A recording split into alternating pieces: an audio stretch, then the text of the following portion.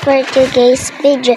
I'm Kiefer, and this is my character, and this is my house, and I will be this is my character Karomi, and I will be teach you how to get to character Karomi. Let's start it.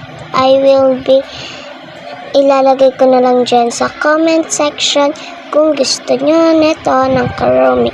Nang makukuha mo siya ng free, bago yan mag-like, comment, and huwag nyo kalimutan mag-follow, heart, comment, ayaw niya kunin and share sa inyong kaibigan. So, bibigay naman yung bibigay mo na yung carbon. So, yan na siya. Ayan na. So, ibabalik ko na siya sa normal. So, ayan, nakapag-normal na tayo. So, ito yung house con. Yan.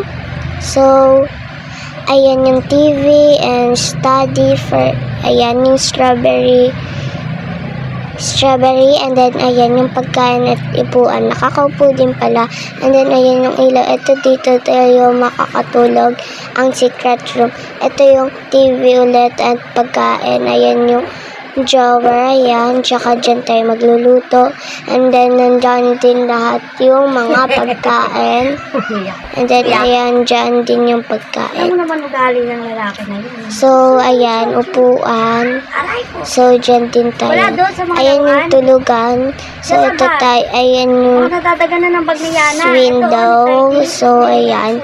Tapos may tayo, gripo. Tapos nakakaupo tayo. And then yan. So yan. Wala tayong masyadong nalagay. So tataas lang tayo onte.